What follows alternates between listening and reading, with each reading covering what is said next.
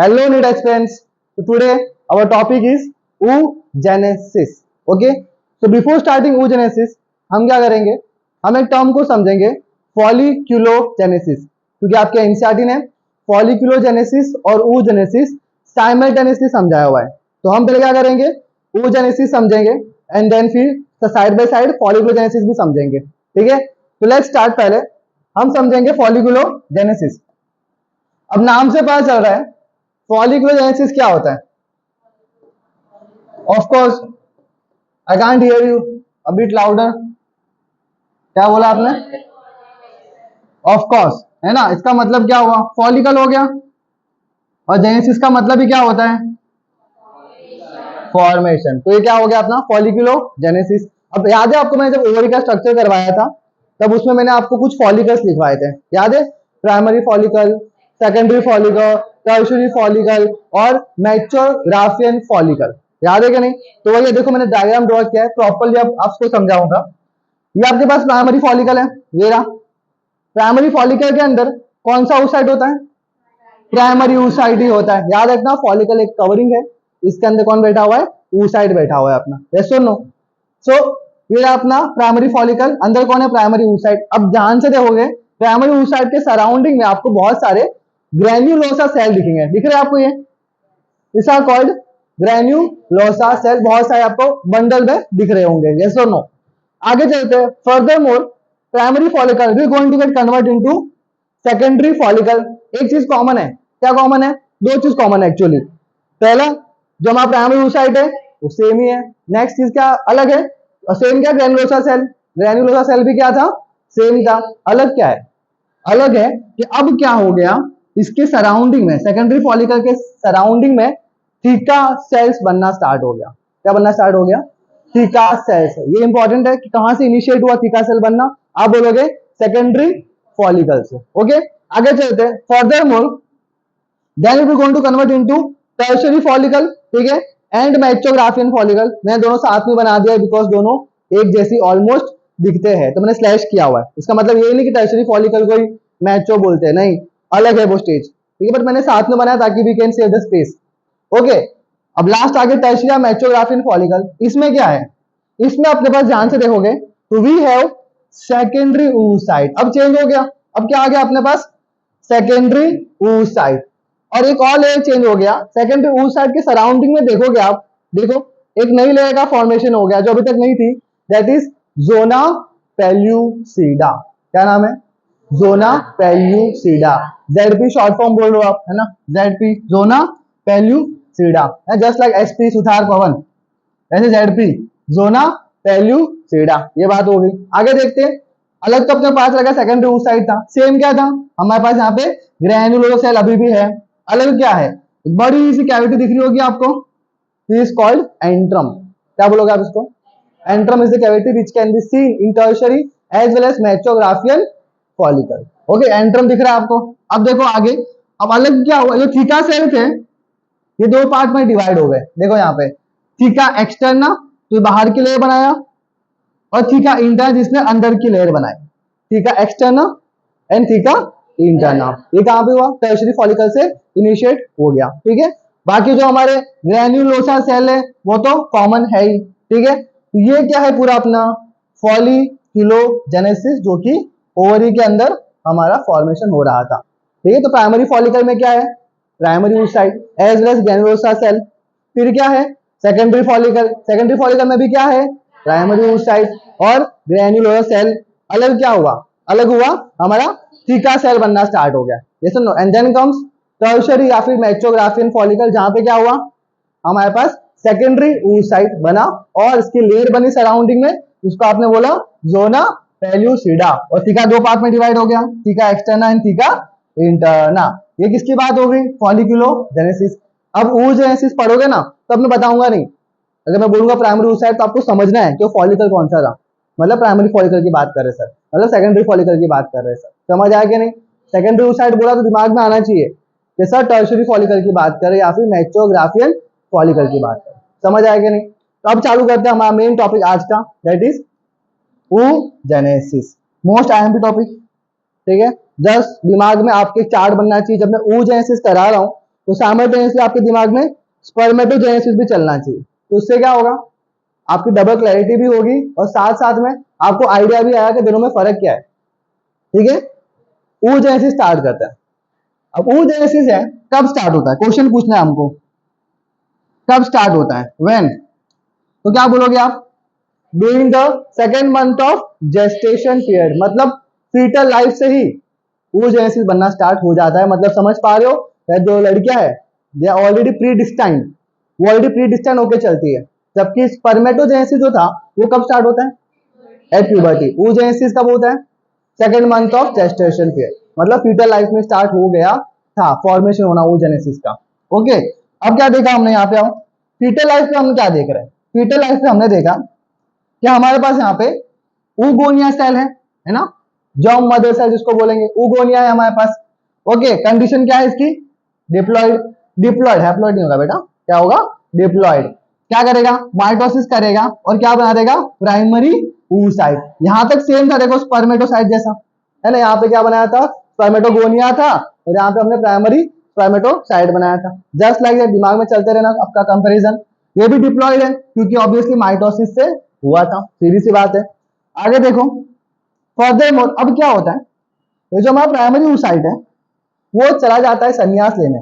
संन्यास लेने मतलब क्या बोल रहा हूँ कि वो सस्पेंड हो जाता है, कहाँ पे, it get suspended at prophase 1, मतलब मियोसिस 1 स्टार्ट तो हो जाता है लेकिन खत्म नहीं हो पाता। क्या हो जाता है, वो सस्पेंड हो जाता है, कहाँ पे, प्रोफेज 1। याद है 11th standard, cell cycle and cell division, prophase, metaphase, anaphase, telophase. Meiosis 1 मैंने प्रोफेज 1 सबसे बड़ा था, जिसमें हमने निमोनिक बनाया था, है ना, लता जरा पानीला वाला, लैक्टोटिन, जाइगोटिन, पैचिटिन, डिप्लोटिन, डायगानेसिस। उसमें जो डिप्लोटिन स्टेज था आपके एनसीईआरटी में 11th में लिखा हुआ था, है ना, कि कुछ मंथ्स और कुछ ईयर्स तक वो सस्पेंड रहता है। समझ आया कि नहीं, वो यही था आपके एनसीईआरटी में 11th में, ये लिखा हुआ था oogenesis। एनसीईआरटी खोला तो लिखा हुआ था वहां पे, है ना। तो डिप्लोटिन स्टेज में, प्रोफेज 1 के डिप्लोटिन वाले स्टेज में क्या हो गया, मियोसिस 1 जाके अरेस्ट हो गया, मतलब सेकेंडरी और प्राइमरी oocyte जाके क्या हो गया, अरेस्ट हो गया वहां पे। अब कंप्लीट नहीं हो रहा, कब तक, पूरा चाइल्डहुड चला गया, है ना, फीटस लाइफ में चालू हुआ था और पूरा चाइल्डहुड चला गया, वो अभी तक सस्पेंड ही है, अभी तक क्या है, वो सस्पेंडेड ही है। जैसे ही प्यूबर्टी स्टार्ट होगी, क्या बोल रहा हूं, जैसे ही प्यूबर्टी स्टार्ट हो गई हमारा मियोसिस 1 कंप्लीट होगा। ये बन गया आपका नीट का PYQ, when meiosis 1 gets completed. तो क्या बोलोगे आप, ड्यूरिंग द प्यूबर्टी, जैसे प्यूबर्टी आया आपका मियोसिस 1 क्या हो गया, कंप्लीट हो गया। जैसे मियोसिस 1 कंप्लीट होगा, एक प्राइमरी oocyte से क्या बन जाएगा हमारा, एक सेकेंडरी oocyte। मियोसिस हुआ तो ऑब्वियसली हैप्लॉइड कंडीशन। अब यह एक अलग चीज है, यहां पे देखो ध्यान से, अनइक्वल एक बॉडी बन रही है, उसको हम बोलेंगे फर्स्ट पोलर बॉडी। क्या बनी यहाँ पे, फर्स्ट पोलर बॉडी। याद है वहां पे क्या बन रहा था, वहां हमारे पास 2 सेकेंडरी स्पर्मेटोसाइट बन रहा था, यहाँ कितना बन रहा है, एक सेकेंडरी oocyte बन रहा है हमारे यहाँ पे। समझ आया, तो दिमाग में कंपेरिजन आपका चलना चाहिए। और साथ में देखो फर्स्ट पोलर बॉडी भी बना, है ना। अब पोलर बॉडी का फंक्शन एक्चुअली क्या होता है, अनइक्वल है, पहली बात तो ये साइज थोड़ी छोटी है पोलर बॉडी की।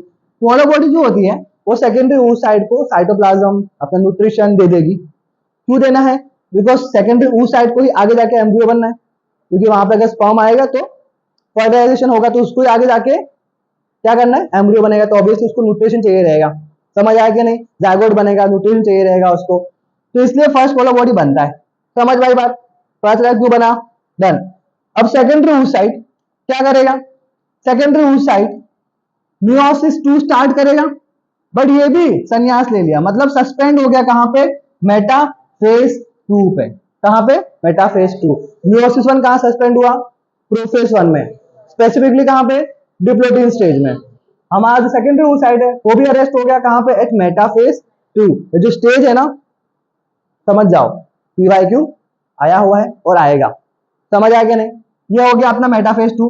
अभी सस्पेंड है, कब तक सस्पेंड है, अब इंतजार हो रहा है किसका, स्पर्म का इंतजार हो रहा है, मतलब अगर स्पर्म आएगा तो ही हमारा मियोसिस 2 कंप्लीट हो पाएगा।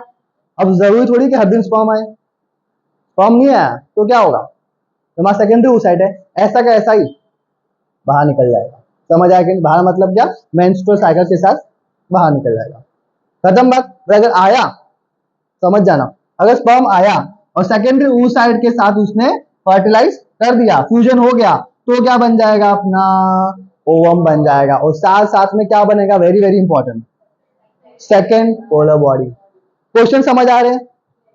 एक क्वेश्चन का फॉर्मेट तो ऐसे ही होगा कि प्राइमरी oocyte कहां सस्पेंड हुआ, सेकेंडरी oocyte कहां सस्पेंड हुआ। नेक्स्ट क्वेश्चन आएगा कि फर्स्ट पोलर बॉडी कब बनी, सेकंड पोलर बॉडी कब बनी। तो दिमाग में क्वेश्चंस का पैटर्न आपका बनना चाहिए। फर्स्ट पोलर बॉडी कब बनी थी हमारी, जस्ट प्यूबर्टी के बाद। सेकंड पोलर बॉडी कब बनी, after fertilisation. Next question, second polar body जो होती है, याद रखना, हमेशा हमेशा फर्टिलाइजेशन के बाद ही बनती है, बिफोर नहीं बनेगी। Very very important. तो मतलब क्या होगा, मियोसिस 2 कंप्लीट करने के लिए भी require sperm, otherwise meiosis 2 incomplete ही रहेगा और सेकेंडरी oocyte बाहर निकल जाएगा। यही है पूरा oogenesis। फर्क क्या था स्पर्मेटोजेनेसिस से, वहां एक प्राइमरी स्पर्मेटोसाइट से 2 सेकेंडरी बन रहे थे, यहाँ पे कितना बन रहा है, एक प्राइमरी oocyte से एक ही सेकेंडरी बन रहा है। वहां एक सेकेंडरी स्पर्मेटोसाइट से 2 स्पर्मेटिड बन रहे थे, यहाँ एक सेकेंडरी oocyte से सिर्फ एक ही फर्दरमोर आगे हमारा ओवा बनेगा। समझ आया कि नहीं? तो ये आपको डिफरेंसेस याद रखने हैं कि कब क्या क्या बन रहा है, डिफरेंस कैसा है स्पर्मेटोजेनेसिस में, oogenesis में। ये जो मैंने बातें बताई है वो सारी की सारी आपके नीट पीवाईक्यूज है। क्या है, सारी की सारी आपके नीट पीवाईक्यूज। तो आपको याद होना चाहिए कब कौन सा अरेस्ट हो रहा है, कब क्या हो रहा है। ठीक है, वापस कहते फटाफट, क्या हुआ था हमारा, oogonia हमारे पास डिप्लॉयड कंडीशन में, यस और नो, माइटोसिस किया, क्या बना दिया, primary oocyte, same condition diploid condition. फिर क्या हुआ, मियोसिस 1 में जाके अरेस्ट हो गया, जैसा फीटल लाइफ में हुआ, चाइल्डहुड तक पूरा अरेस्ट ही रहा, संन्यास ले लिया, सस्पेंड ही रहा। अब क्या हुआ, just after childhood puberty stage आ गया, अब प्यूबर्टी के बाद जाके मियोसिस 1 हमारा कंप्लीट होगा।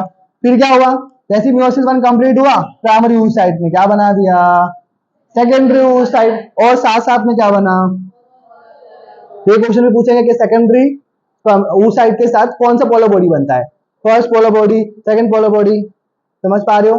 क्वेश्चंस ग्रैब करना सीखो, कहां कहां से क्वेश्चन आ सकता है। ठीक है, अब लास्ट में जब मियोसिस 2 अगेन सस्पेंड रहेगा, कब तक, जब तक स्पर्म ना आए। स्पर्म अगर आ गया, फर्टिलाइजेशन हो गया, तो हमारा मियोसिस 2 कंप्लीट क्या बन जाएगा, ओवम बन जाएगा, और साथ में क्या बन जाएगा, सेकंड पोल।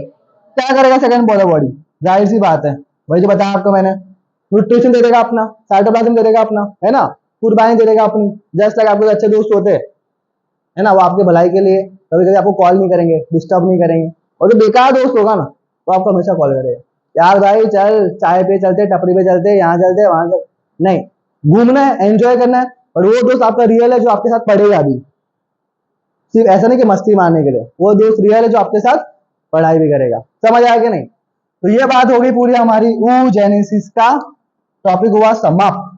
एक्स्ट्रा क्या करना है, एक्स्ट्रा आपको करना है, आपके एनसीईआरटी में एक टॉपिक देके रखा है कि कब अपने oocyte ज्यादा होते हैं, कब कम होते हैं, इसके बारे में अपने को ध्यान से पढ़ना है।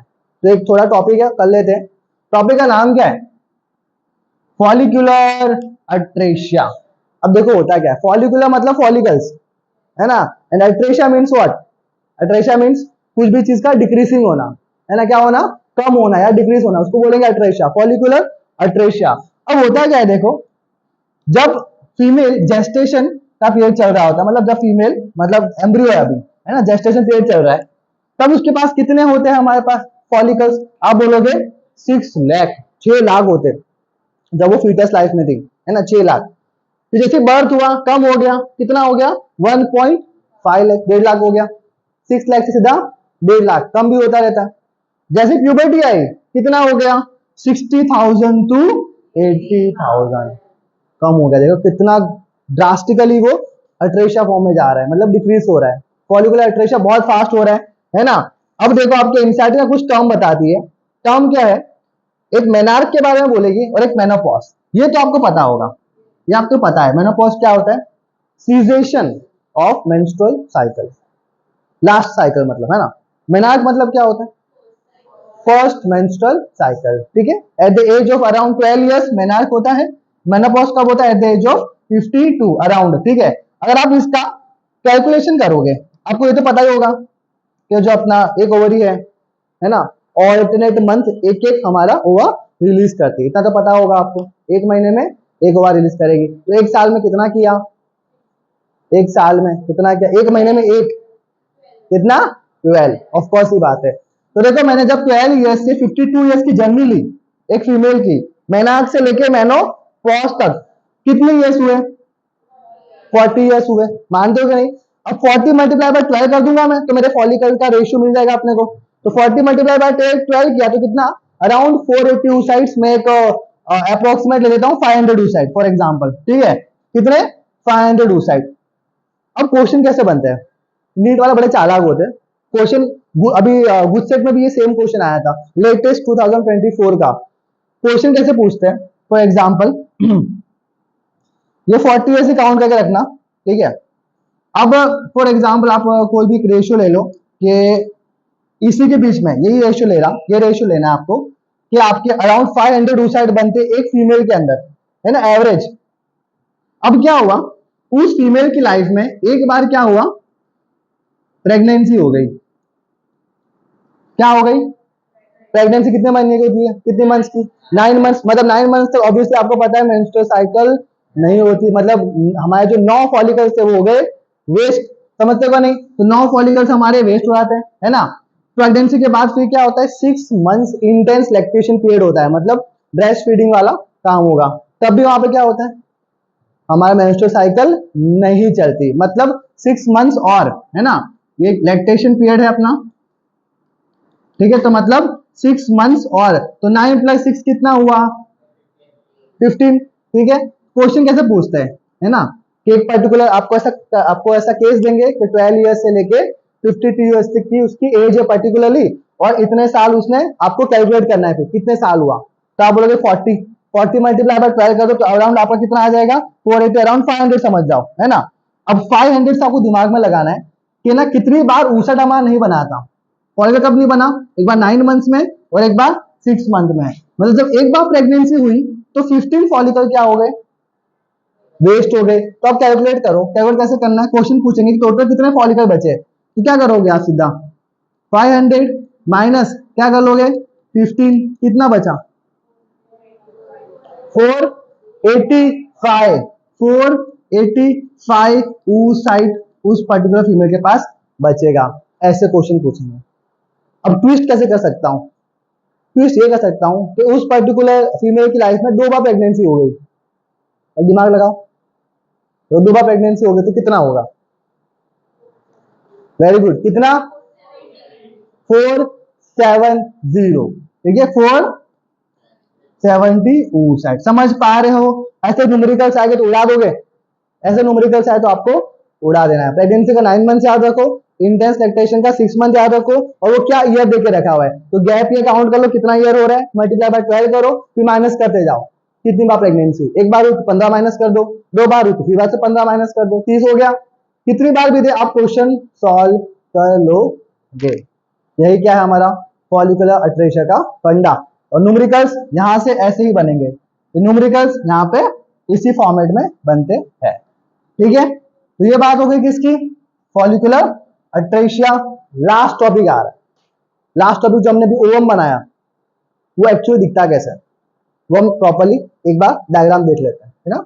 ये डायग्राम किसका है, अपना ओवम का। अब ध्यान से देखो, ओवम ऑलमोस्ट चीजें आपको पता थी कि हाँ ये यहाँ पे है ना, अंदर पता है आपको सेकेंडरी oocyte है, सेकेंडरी oocyte है पूरा, है ना, और ये सेकेंडरी oocyte की मेम्ब्रेन है। अब सेल है तो ऑफकोर्स उसके पास न्यूक्लियस तो होगा ही, ये न्यूक्लियस, है ना। अब लेयर्स देखते हैं, बाहर से अंदर चलो, सबसे जो आउटर मोस्ट दिख रही है आपको लेयर रेड कलर की, ये कौन सी रेडी है, ये है कोरोना रेडिएटा। क्या नाम है, कोरोना रेडिएटा। ये कोरोना नाम सुन के हमें नॉस्टैल्जिया हो जाता है, और बड़ा गंदा वाला नॉस्टैल्जिया होता है ना, कोई बात नहीं, बट हमें वो दिमाग में नहीं रखना है। कोरोना रेडिएटा किससे बना है, क्वेश्चन पूछेंगे। ये एक एसिड से बनता है, कौन सा नाम है, हाइलुरोनिक एसिड। याद रखना, क्योंकि जब मैं पेनेट्रेट कराऊंगा एक्रोसोम का स्पर्म से तो भी लेयर्स हमें क्रॉस करनी पड़ेगी, याद रखना। तो फर्स्ट लेयर कौन सी आएगी उसके सामने, कोरोना रेडिएटा। सेकंड लेयर कौन सी आएगी, ग्रीन कलर की, ये रही फर्स्ट कोरोना, सेकंड कौन सा, जेडपी जोना पेलुसिडा। किससे बनेगी, आप बोलोगे ग्लाइकोप्रोटीन से बनती है, खत्म बात। और नॉन सेल्यूलर होती है, और एक्स्ट्रा इन्फॉर्मेशन बस इतनी है, और नहीं चाहिए। तो जेडपी की बात हो गई, कोरोना डेटा की बात हो गई। अब देखो अंदर, ये तो बता दिया मैंने आपको, लास्ट जो है हमारी थर्ड सेकेंडरी उस साइड की मेम्ब्रेन है ना। हाँ, बीच में स्पेस दिख रही है, ये स्पेस को क्या बोलोगे? इस स्पेस का नाम क्या है? पेरीविटालाइन स्पेस। क्या नाम है? पेरीविटालाइन स्पेस, जो दो पर्टिकुलर लेयर्स के बीच में होती है। और अंदर क्या दिख रहा है आपको? अंदर बहुत सारे आपको कॉर्टिकल ग्रैन्यूल्स देखने को मिल जाएगा। और यहां देखो, ये इंटरेस्टिंग है, ओम के अंदर ये देखो क्या दिख रहा है आपको, क्या है ये? माइटोकॉन्ड्रिया। अब दिमाग लगाना, ये जो ओम के अंदर माइटोकॉन्ड्रिया है, ठीक है, वो किसका माइटोकॉन्ड्रिया है? क्या वो स्पर्म के अंदर जो था वो वाला माइटोकॉन्ड्रिया है, जो मदर के अंदर ऑलरेडी था वो है?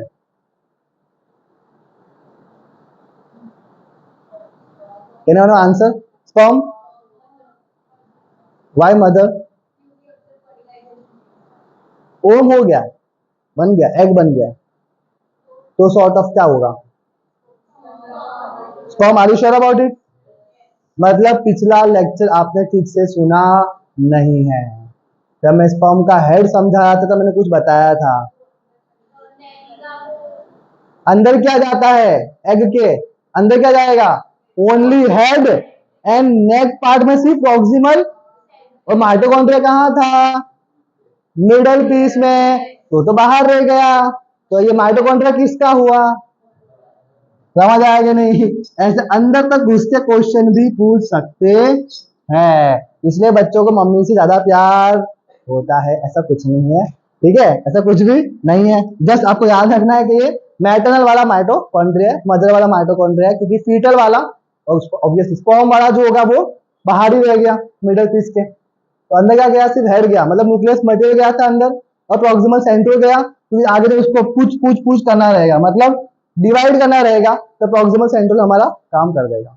खत्म बात, यहां हमारा समाप्त हो गया पूरा oogenesis का टॉपिक। जहां से भी क्वेश्चन बन सकता है मैंने वो करवा दी PYQs. I don't think so इससे बार क्वेश्चन बनेगा, ठीक है? तो प्लीज स्टार्ट राइटिंग।